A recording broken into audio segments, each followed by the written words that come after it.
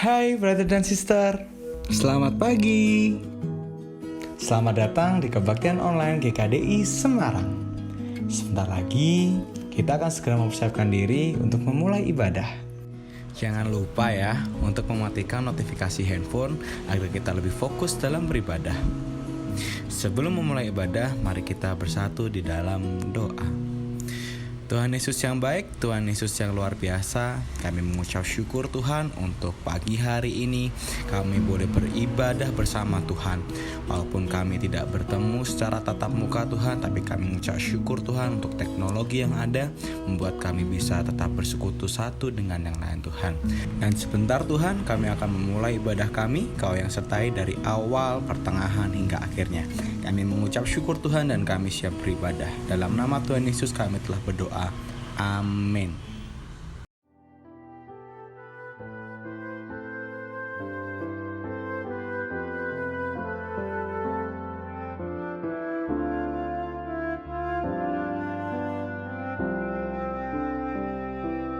Tuhan itu pengasih dan penyayang, panjang sabar, kasih setianya besar. Tuhan itu baik pada semua orang, penuh rahmat pada semua ciptaannya. Tuhanlah penopang bagi orang yang jatuh, Dialah penegak bagi semua yang tertunduk. Mata semua orang menantimu Tuhan, memberi makan dan kenyangkan semua yang hidup. Tuhan itu pengasih dan penyayang, panjang sabar, kasih setianya besar. Tuhan itu baik pada semua orang, penuh rahmat pada semua ciptaannya. Tuhan itu adil di segala jalannya, kasih setianya penuh di tiap karyanya. Tuhan pun dekatlah pada tiap orang yang dengan setia berseru kepadanya. Tuhan itu pengasih dan penyayang, panjang sabar, kasih setianya besar. Tuhan itu baik pada semua orang, penuh rahmat pada semua ciptaannya. Tuhan memenuhi hasrat orang yang taat, Dia dengar ceritanya dan kan menolongnya. Tuhan pun menjaga yang mengasihinya, namun orang fasik kan dibinasakannya.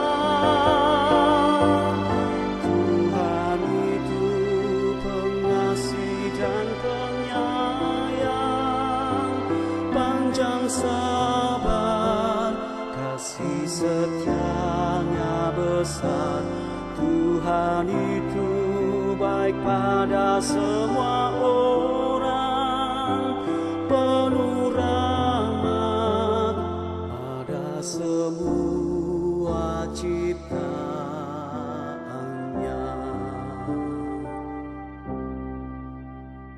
Bila hati terasa berat, tak seorang pun mengerti bebanku. Ku tanya Yesus, apa yang harus ku buat.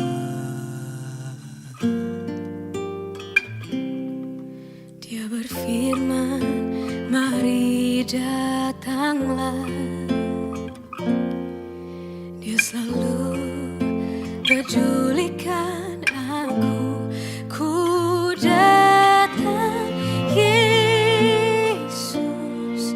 Dia pikul segala bebanku.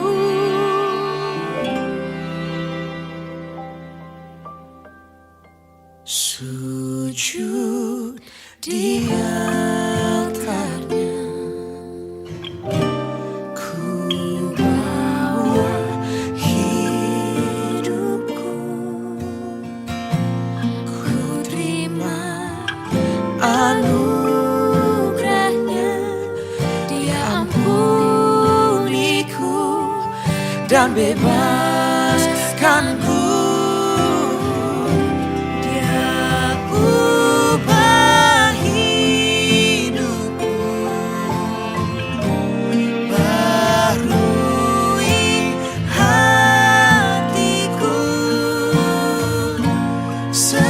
Sesuatu terjadi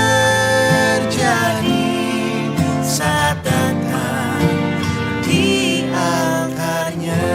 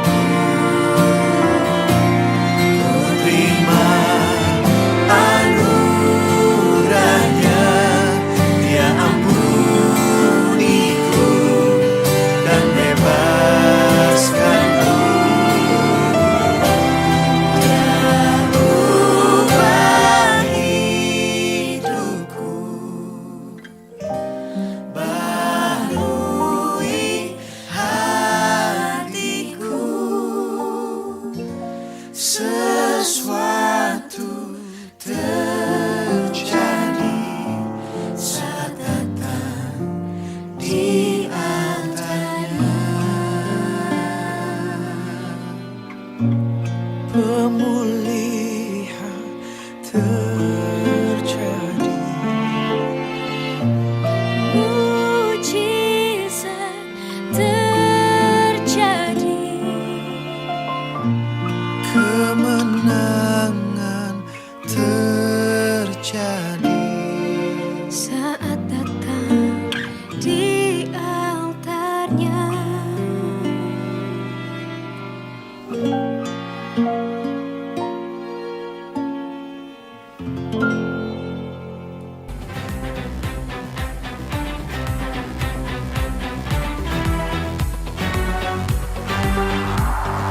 Dalammu ku temukan sukacita.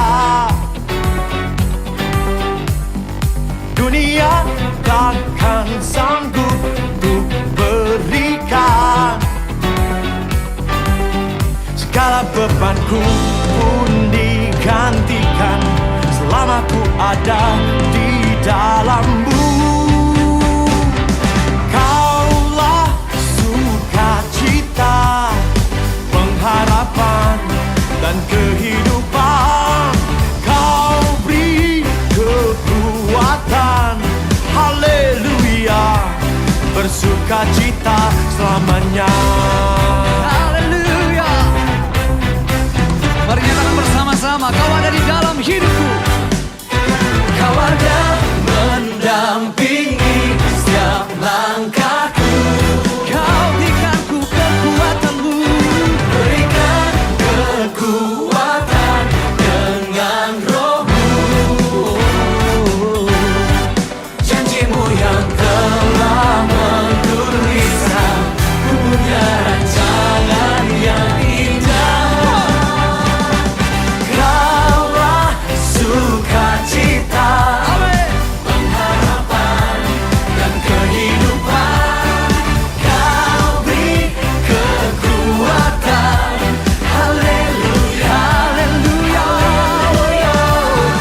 Kaulah sukacita, pengharapan dan kehidupan. Kau beri kekuatan. Haleluya, bersukacita selamanya. Boleh sama-sama kita mengangkat tangan buat Allah kita. Come on.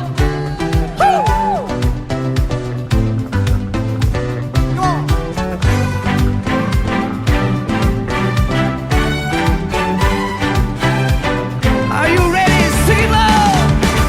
Oh, oh, oh, oh, oh. Oh, oh, oh, oh, oh, oh. Ooh, oh, yeah,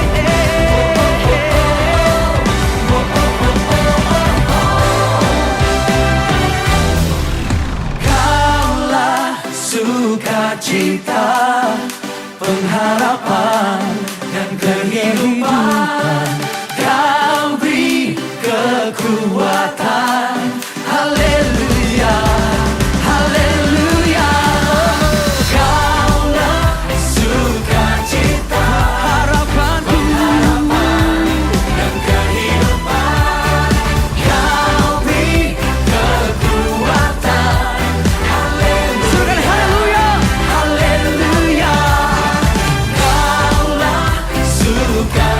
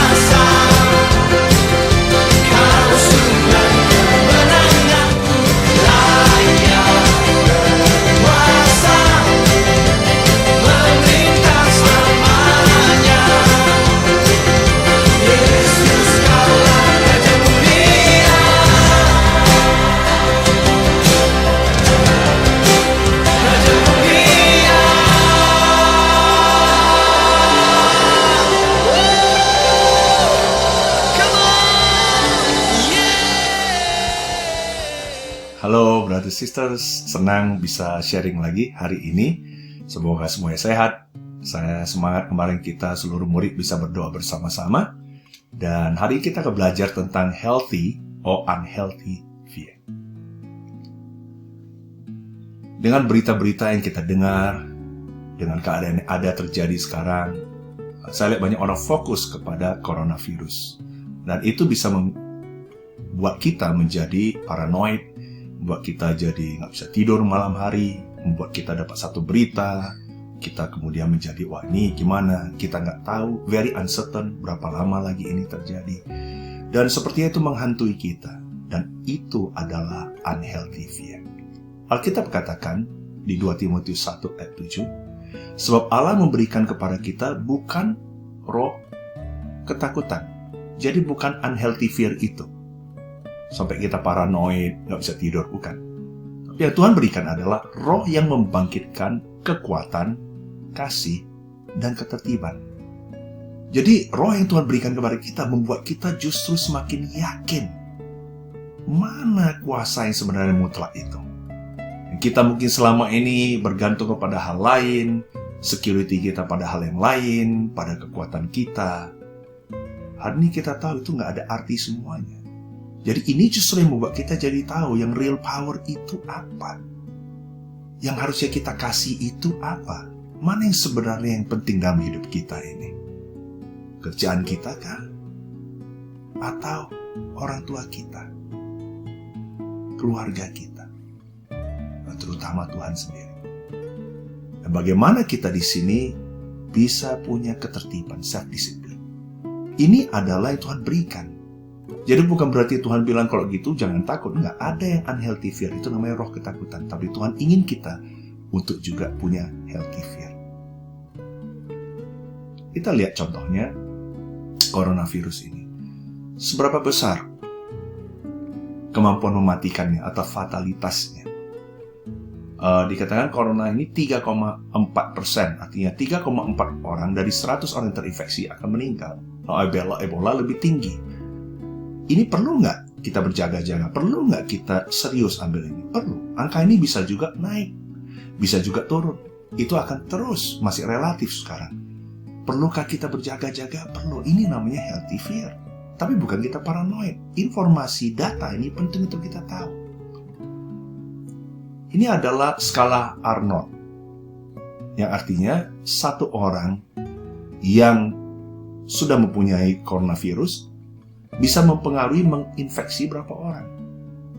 Untuk COVID-19, 2-2,5. Satu orang bisa infeksi 2. Dari 100.000 bisa jadi 200-250.000. SARS sendiri waktu saya di Singapura, itu Arnold-nya adalah 5. Jadi satu orang bisa nularkan ke 5. Betul, tetapi itu juga sebar relatif karena SARS itu bisa kelihatan, simptomnya kelihatan jelas. Tapi coronavirus ini nggak kelihatan. Orang yang bisa kelihatan sehat, tapi sebenarnya sudah jadi carrier. Jadi harus kita hati-hati berjaga-jaga. Ya, ini namanya healthy fear. Kemarin saya baca artikel yang ditulis oleh Renat Kasali. Dia bilang akan ada 7 goncangan ekonomi. Pertama, sektor travel, entertainment akan mengalami goncangan itu. Ya, karena mobilitas orang berkurang, pasti maskapai kena, hotel kena, kemudian sesudah itu retail, manufacturer juga akan kena. Karena orang jarang ke mall, sekarang karena orang nggak belanja, produksi juga menurun, akan kena juga goncangan. Akhirnya supply chain, karena kita negara yang global, saling berhubungan, negara lain kena, ekspor-impor akan kena, elektronik akan kena. Kemudian kalau itu kena semuanya, ya maka pegawai-pegawai juga ada kemungkinan besar bisa kena PHK. Terutama orang-orang yang kerjanya informal. Ini akan punya personal debt nantinya. Akhirnya terjadi rupiah melemah, indeks harga saham menurun, dan kemudian akhirnya kepercayaan orang akan negara, di mana melihat pemerintahnya serius nggak tangani, rumah sakitnya punya kapasitas nggak. Ini membuat orang akhirnya bisa punya belief shock, dan kalau ini terjadi, ini bisa bahaya. Jadi bahaya itu ada nggak? Ada. Real nggak? Real. Tapi perlu kita paranoid dan punya unhealthy fear? Tidak. Tuhan mau kita tahu bahwa Tuhan berikan kita roh kekuatan, kasih, dan self-discipline, ketertiban. Mari kita belajar sama-sama, bukan tentang 7 goncangannya, tapi 7 jaminan dari Tuhan. Nah, kita sama-sama akan belajar dari buku Mazmur. Beberapa minggu terakhir ini saya baca Mazmur, dan menarik sekali Mazmur yang biasa saya baca. Waktu lagi masa-masa seperti sekarang ini, waktu saya baca menjadi sangat hidup, menjadi sangat relatable. Dan Mazmur adalah buku yang sangat bagus kita baca, tapi kita harus tahu konteksnya. Karena tanpa kita tahu konteksnya, kita bisa cuplik sesuatu ayat, dan kita salah konteks. Karena tujuan Mazmur ini, kita kalau tahu konteksnya, kita tahu persis, oh ini pemazmur lagi depresi. Oh, pemazmur sendiri sebenarnya dia lagi berdoa. Oh, dia lagi muji Tuhan. Oh, dia lagi mohon kepada Tuhan.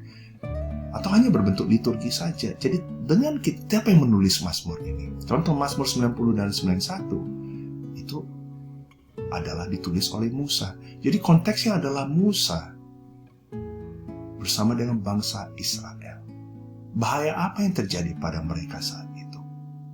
Apa yang terjadi sehingga membuat Musa berdoa di Mazmur 90? Dengan begitu takut dia akan murka Tuhan. Jadi ini kita harus tahu konteksnya.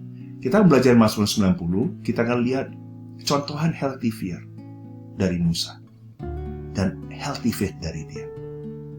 Dan Mazmur 91 kita lihat godaan dari orang yang karena bahayanya ada 7 macam, bahkan lebih.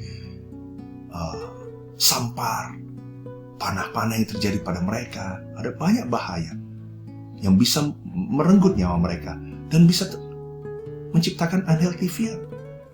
Dan dari sini juga bisa kelihatan bagaimana janji Tuhan kepada mereka, dan kalau mereka ambil janji itu, ambil janji buta saja, juga bisa create unhealthy faith.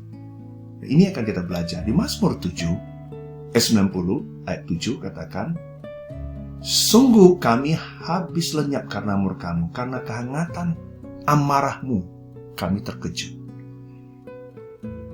Kenapa sampai Musa dalam doa dia ini dia sampai begitu takut kepada Tuhan? Karena memang itu takut yang Tuhan mau. Dia dan bangsa Israel punyai. Dan juga Firaun dan bangsa Mesir itu tahu. Kenapa? Karena dia marah. Dia adalah Allah yang kudus, dia tidak mau orang main dengan dosa. Dia murka. Wrath of God adalah sesuatu yang sangat berbahaya. Karena itu sangat mutlak. Lebih berbahaya daripada coronavirus, lebih berbahaya daripada hal-hal yang lain. Guncangan ekonomi. Dia bilang, kenapa Tuhan murka? Karena kesalahan kami dan dosa kami yang tersembunyi. Jadi, Tuhan tidak suka dosa. Dan kalaupun kita menyembunyikan dosa, Tuhan bilang saya tahu, dan itu membuat saya marah.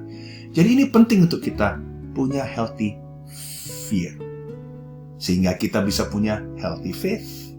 Dia katakan di sini, ajarlah kami menghitung hari-hari kami sedemikian sehingga kami beroleh hati yang bijaksana. Dengan tahu murka Tuhan dan takut akan itu, membuat Musa katakan, saya menggunakan hari-hari saya dengan baik. Orang mau bisa bergantung kepada umur lah, kesehatan lah, kepada tabungan, security, kepada asuransi. Hari-hari begini membuat orang tahu. Pada akhirnya murka Tuhan itu yang harusnya kita jauh-jauh lebih takut. Di Mazmur 91, di ayat 1, siapa yang orang-orang yang akan Tuhan lindungi? Dikatakan orang yang duduk dalam lindungan yang maha tinggi, yang bermalam dalam naungan yang maha kuasa. Inilah yang orang-orang yang bisa berkata kepada Tuhan, sebagai tempat perlindunganku dan kubu pertahananku. Jadi nggak semua orang, tapi hanya orang yang berlindung, dwell in God, dan mau dekat dengan Tuhan. Tuhan bilang, saya janji, saya akan lindungi kamu, dan saya akan menjadi kubu pertahanan kamu. Dia bahkan gunakan analogi tentang ibu burung yang mengepakkan kepaknya untuk menudungi anaknya. Di bawah sayapnya, mereka akan berlindung. Dan analogi kedua dia gunakan adalah kesetiaannya seperti perisai dan pagar tembok. Jadi Tuhan mau tunjukkan tenderness dia seperti ibu burung itu melindungi anaknya, tender, tenang dari hujan terik matahari. Tapi juga Tuhan adalah Tuhan yang very tough, seperti perisai besi. tembok yang kokoh, sehingga ancaman bahaya itu gak bisa menghampiri. Dan dikatakan 2 bahaya yang ada di sini, yaitu jerat penangkap burung. Jerat itu nggak kelihatan, invisible. Dan juga penyakit sampar yang busuk, yang mematikan. Yang invisible, yang incurable, kamu jangan takut. Jangan sampai kamu paranoid, unhealthy fear. Karena my tenderness and my toughness akan protect kamu. Kemudian di ayat 5 katakan, engkau tak usah takut. Jangan jadi paranoid, unhealthy fear. Terhadap apa? Bahaya-bahayanya real. Kedahsyatan malam, terhadap panah yang terbang di waktu siang, terhadap penyakit sampar yang berjalan dalam gelap, terhadap penyakit menular yang mengamuk di waktu petang. Sengaja pakai kata malam, siang, petang, karena Tuhan mau bilang 24 hours engkau nggak usah takut.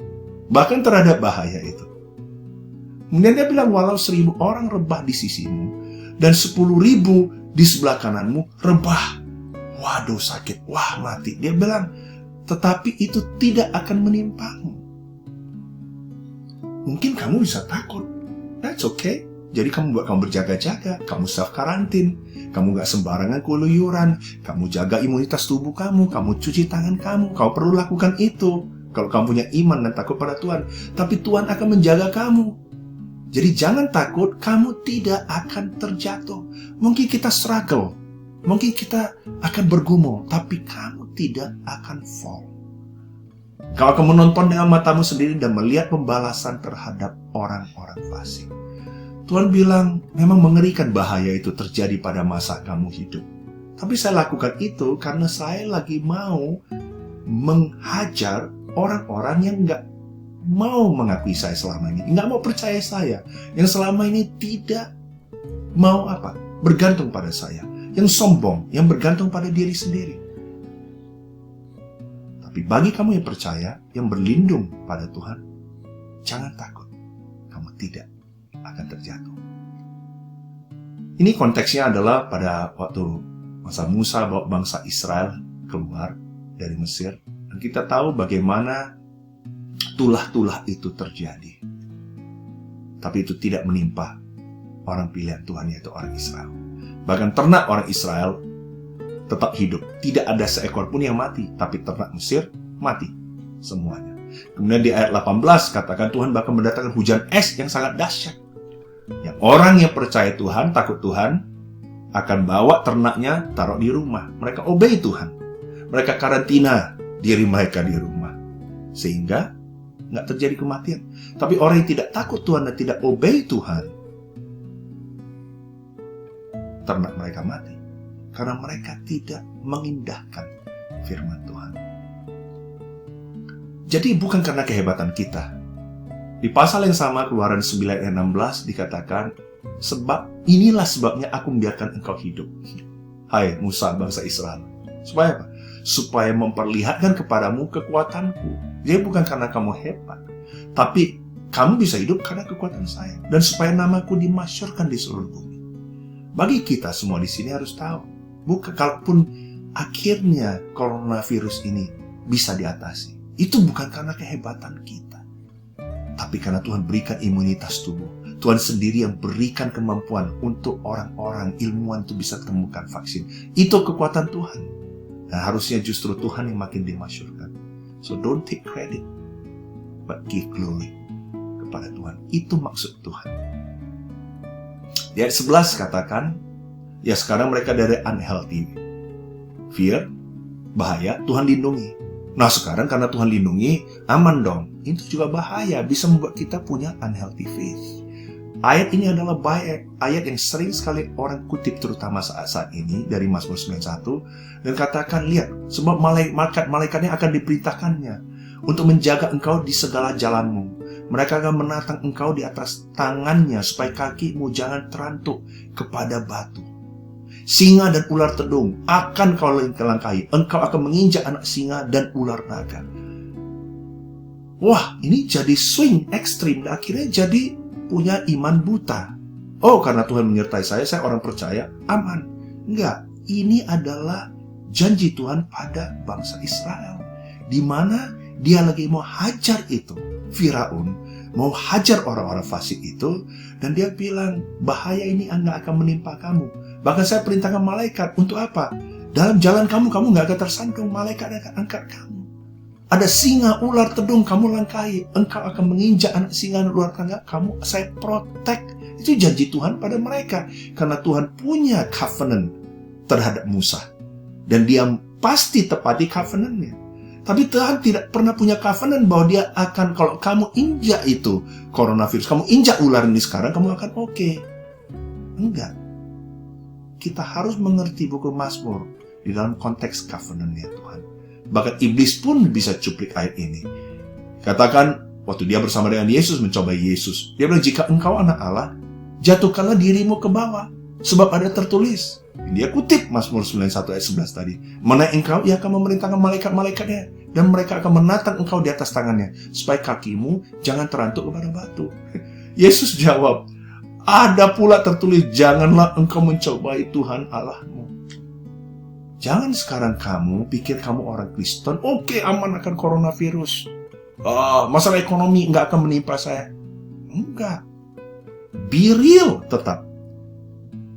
Nah, tapi kita harus punya healthy faith. Jangan cobai Tuhan.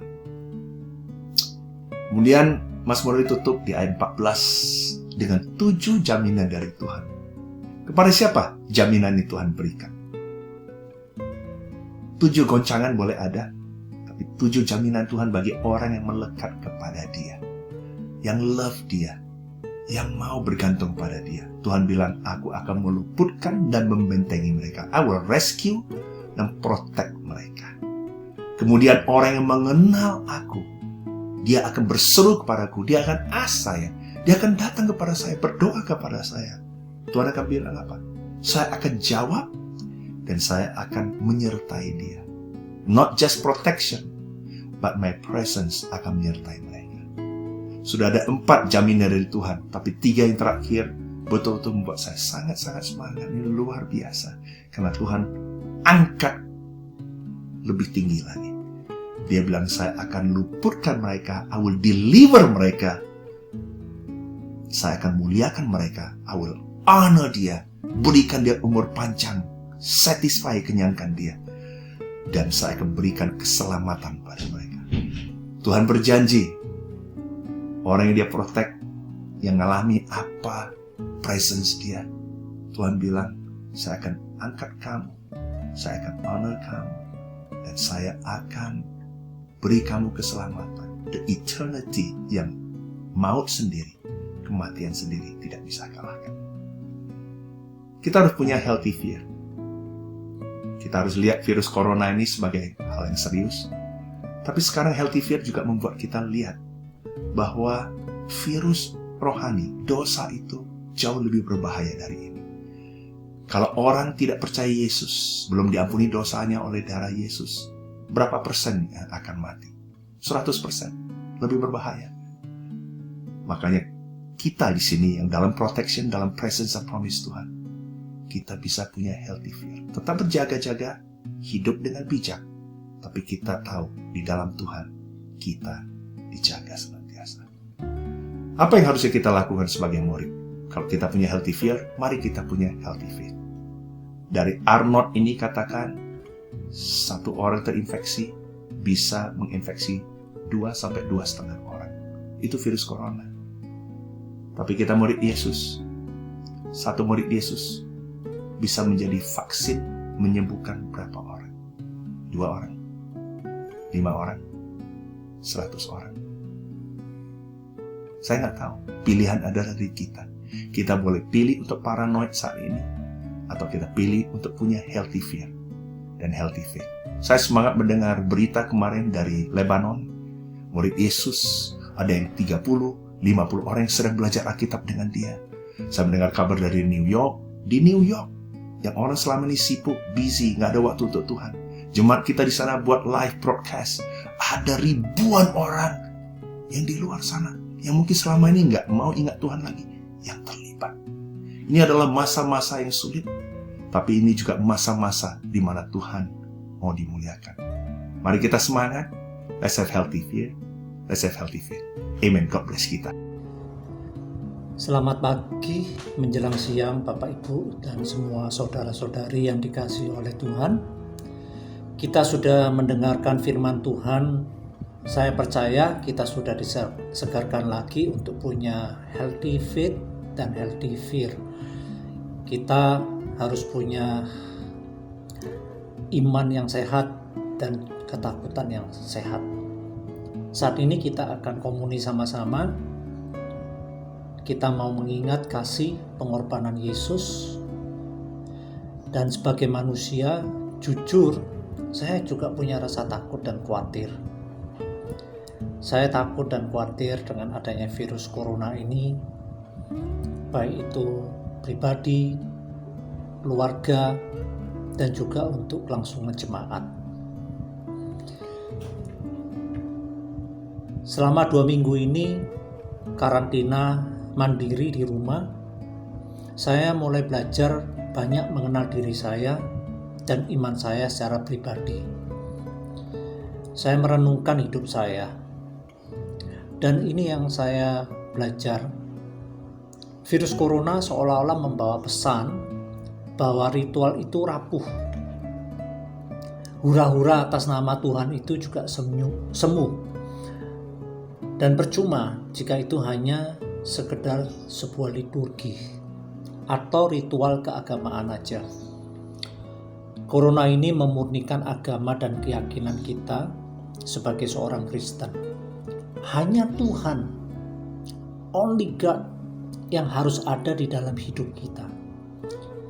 Tidak ada lagi selama beberapa minggu ini sorak-sorai atas nama agama, memperdagangkan nama Tuhan, karena rumah-rumah ibadah menjadi sepi. Kalau Anda melihat berita, Yerusalem aja ditutup. Paskah mendatang juga tidak pasti. Ibadah orang melakukan itu di rumah, melalui Zoom atau melalui kesendirian di rumah.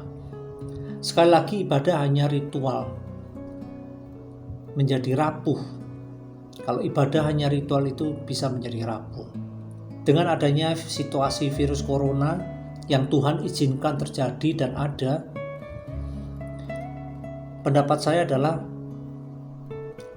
pesan dari virus corona ini: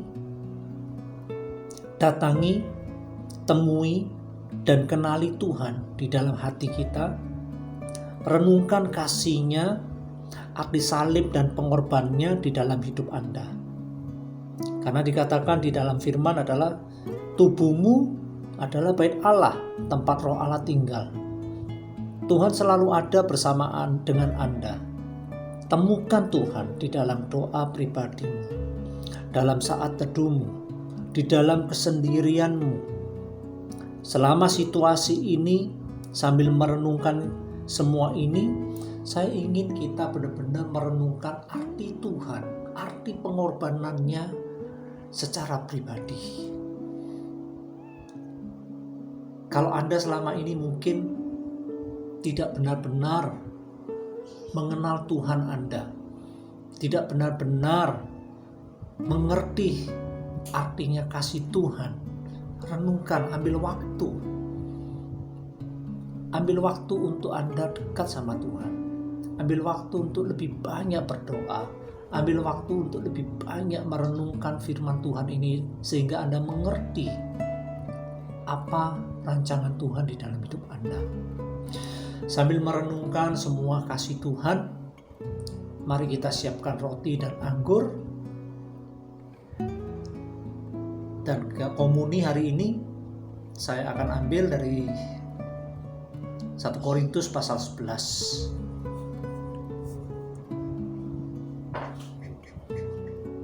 Sudah siap? Sebab apa yang telah kuteruskan kepadamu telah aku terima dari Tuhan, yaitu bahwa Tuhan Yesus pada waktu Ia diserahkan mengambil roti, mari kita angkat roti kita, dan sesudah itu Ia mengucap syukur atasnya, Ia memecah-mecahkannya dan berkata, inilah tubuhku yang diserahkan bagi kamu, perbuatlah ini menjadi peringatan akan aku. Mari kita makan bersama-sama. Mari kita angkat cawan kita.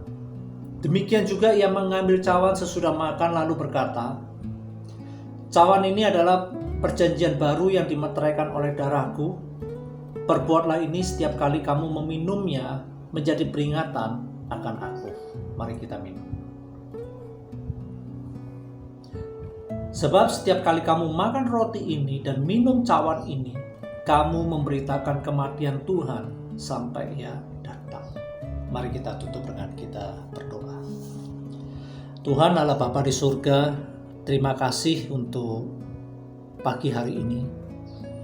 Kami bersyukur Tuhan untuk setiap kasih penyertaan Engkau dalam hidup kami.